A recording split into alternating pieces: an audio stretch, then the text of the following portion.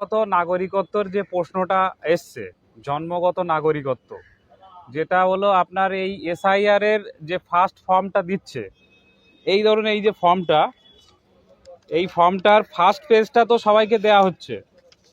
এইটা দেখবেন সবাইকে এসআইআর এর ফার্স্ট পেজটা দেয়া হচ্ছে, কিন্তু এই সেকেন্ড পেজটাকে বিএলওরা এই সেকেন্ড পেজটা অনেক জায়গায় দিচ্ছে কিনা আমরা জানি না। জিজ্ঞাসা করলে বললে তারপর দিচ্ছে, জিজ্ঞাসা করলে বললে তারপর এই সেকেন্ড পেজটা দেওয়া হচ্ছে। এই সেকেন্ড পেজের যেটা মেন প্রশ্ন হলো জন্মগত নাগরিকত্ব। জন্মগত নাগরিকত্বর যদি প্রশ্ন আসে তাহলে একটা প্রশ্ন সবসময় এসে থাকে যে এনআরসির প্রশ্নটা আসে এবং সিএ এর প্রশ্নটা আসে। এখানে যেটা বলা আছে যে জন্মগত নাগরিকত্ব আমাদের কনস্টিটিউশনের আর্টিকেল 5-11 এই নাগরিকত্বর প্রশ্নটা, মানে নাগরিক কারা তারা 5-11 এটা বলা আছে। তারপর 1955 কে টার্মিনেশন হবে, কে নাগরিকত্ব থেকে বাদ যাবে, কে এর নাগরিকত্বের মধ্যে ইনক্লুড হবে, তাদের কথা বলা আছে।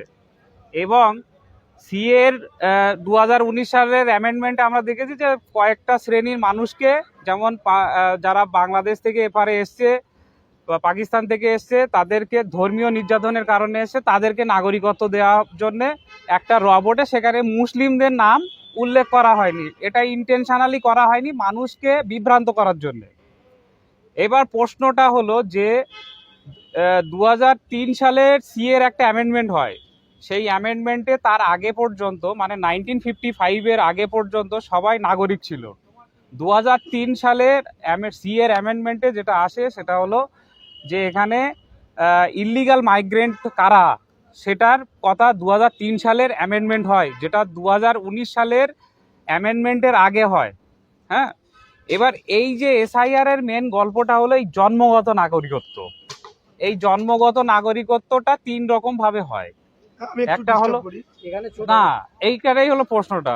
2002 হলো একটা স্পেশাল ইন্টেন্সিভ, আগে একটা হয়েছিল 2002 সালে, সেটাকে মিসগাইড করার জন্য একই জিনিস নিয়ে আসছে, সেটা ঘুরপথে এনআরসি এবং সিএটাকে লাগু করার জন্য এই প্রক্রিয়াটা শুরু হয়েছে। এবং কেন এই প্রক্রিয়া জন্মগত নাগরিকত্ব, এই সেকেন্ড পেজের গল্পটা আপনারা যদি দেখেন তাহলে এখানে 3টে ফেজে মানে জন্মগত নাগরিক আসছে। আমি একটু জনগণের আপনাদের সুবিধার জন্য আমি যেটা করছি যে দেখুন, আজ পর্যন্ত যা প্রচারিত সারা ভারতবর্ষে সেটা হচ্ছে 1950-এর 26শে জানুয়ারি থেকে 1987-র মধ্যে জন্মগ্রহণ করলে যে কেউ ভারতবর্ষের জন্মগত নাগরিক, এটা সবাই জানে। কিন্তু আমার যেটা গবেষণা সেটাই বুঝিয়েছি যে এটা ভুল কথা, কারণ সংবিধানের গবেষণার থেকে জিনিস হলো যেটা ল, মানে যে লটা এই বইতে বলা আছে, যেটা আমরা ভেরিফাই করে দেখেছি, সেটা হলো যে জন্মগত নাগরিকত্বের ক্ষেত্রে 26শে জানুয়ারি 1950 সালে ভারতবর্ষ মানে কনস্টিটিউশন এনাক্টমেন্ট হয়। তারপর থেকে 1 জুলাই 1987 পর্যন্ত যারা মানে ইরিসপেক্টিভ অফ মানে বিদেশি, ধরুন তাদের বাবা মা উভয় মানে বাংলাদেশ থেকে পাকিস্তান থেকে পুরো ভ্যালিড ডকুমেন্টস নিয়ে এসছে, তারা যদি জন্মগ্রহণ করে তারাই নাগরিকত্ব পাবে। মানে বৈধ বিদেশিরা যে কেউ এলে হবে না, যে কেউ এলে পাবে না, বৈধ বিদেশিরা। তাহলে এই জায়গাটা আমার প্রশ্নটা থাকে, এই যে বৈধ বিদেশিরা যেটা এই ফর্মে যেখানে লিখছে, দেখুন ভারতের বাইরে জন্মগ্রহণ করে, তার মানে এটা বাংলাদেশ পাকিস্তানের কথা বলা হচ্ছে।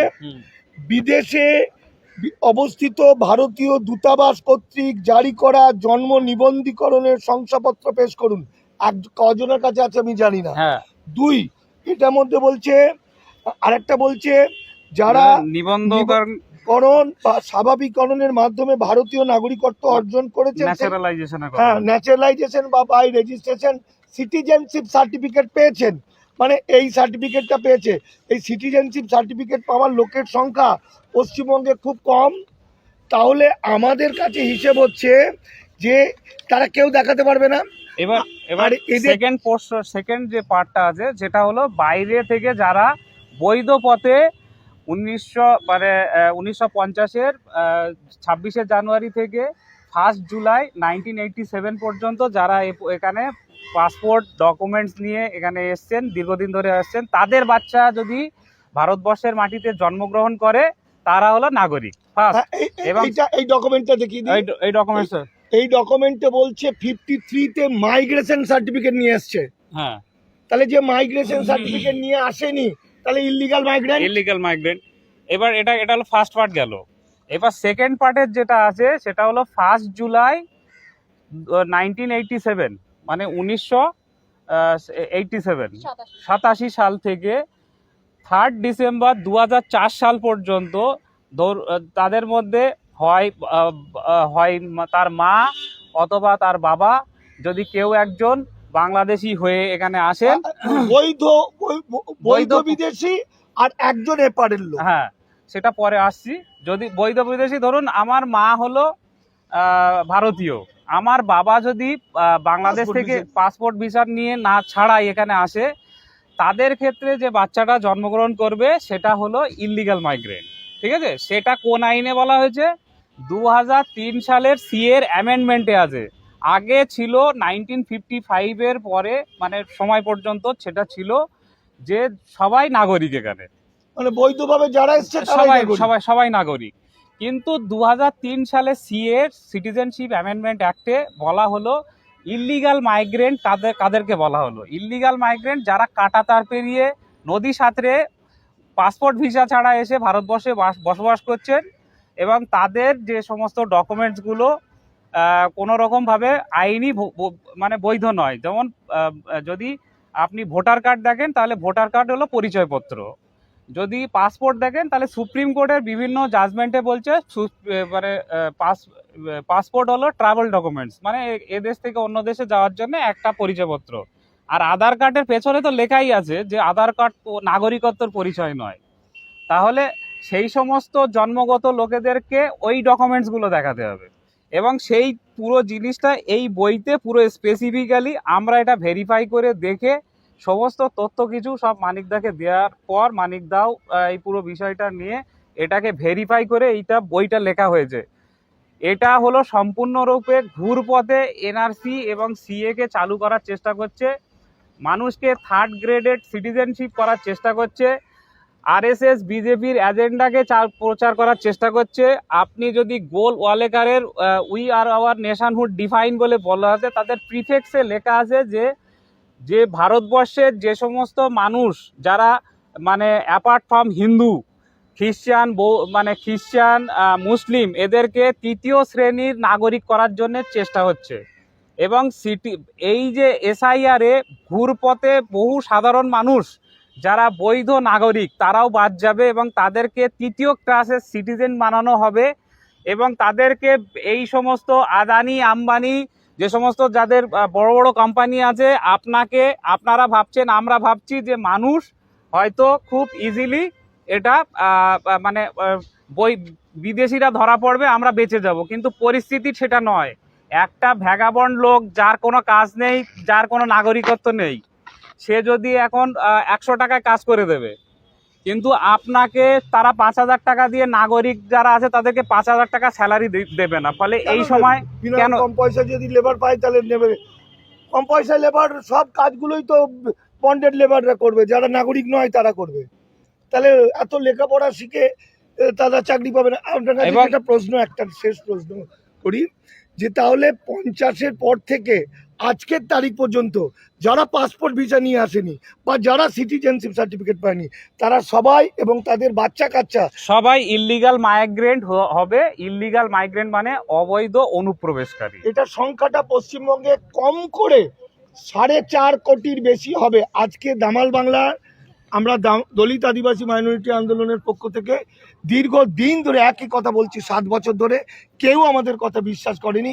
শেষ পর্যন্ত আমি দামাল বাংলার পক্ষ থেকে আমি লেখক মানিক ফকির কলকাতা হাইকোর্টে এসে বিখ্যাত উকিলদের সঙ্গে আলোচনা করেছি। এই যে কালো কোর্ট এবং বিখ্যাত মানুষরা আছেন, এরা বললে যাতে বিশ্বাস করে, কারণ পলিটিক্যাল নেতারা কিচ্ছু জানে না, বেশিরভাগ সব মিথ্যা কথা বলেছে না জেনে। এবং আজকে এটা বলে দিন, এই আইনটা শুধুমাত্র হিন্দু মুসলমান নয়, মুসলিমদের ক্ষেত্রে খুব একটা সাইড এফেক্ট হবে বলে মনে হয় না। মুসলিমদের ক্ষেত্রে যেটা আছে সেটা হলো সব এদেশেরই নাগরিক এবং তারা মানে অবিভক্ত ভারতবর্ষে তারা এখানেই আছেন। তাদের হয়তো নামের স্পেলিং ভুল হতে পারে। সব থেকে বেশি ক্ষতিগ্রস্ত হবে যারা মানে বাংলাদেশ পাকিস্তান থেকে এপারে এসছেন এবং তার 2004 সালের পরবর্তী তার আগে আগে যারা এসছেন তাদের ক্ষেত্রে বেশি ক্ষতিগ্রস্ত হবে রিফিউজি বেল্টগুলো। যেখানে আপনি এখানে হাওড়ার আশেপাশে দেখবেন রেল কলোনির বহু জমি আছে যেখানে আমাদের রাজ্য সরকার দিদেন গভর্নমেন্ট তখন মানে রিফিউজি রিহ্যাবিলিটেশন ডিপার্টমেন্টের জন্য তাদেরকে জমি দিয়েছিল 2 কাঠা 2.5 কাঠা 3 কাঠা 4 কাঠা করে। তাদের ক্ষেত্রে এখন যেটা হচ্ছে সেন্ট্রাল গভর্নমেন্ট রেলওয়ে ডিপার্টমেন্ট তাদেরকে নোটিশ পাঠাচ্ছে যে তোমাদের এই জমিতে তোমাদের থাকার কোনো অধিকার নেই, কারণ সিটিজেনশিপ ছিল না, সার্টিফিকেট ছিল না ওদের কাছে। ফলে তারাও আজ পর্যন্ত এটা কনফিউজড, কারণ দিদেন গভর্নমেন্ট তাদেরকে রিফিউজি রিহ্যাবিলিটেশন ডিপার্টমেন্ট করে তাদেরকে জমি দিয়েছে যারা মানে পরবর্তীতে এসছে, কিন্তু 2003-এর অ্যামেন্ডমেন্টে ইললিগালি মাইগ্রেন্ট হয়ে গেছে সবাই, ফলে বিভিন্ন রকম নোটিশ ঢুকছে, মানুষ এখন শান্তিতে নেই।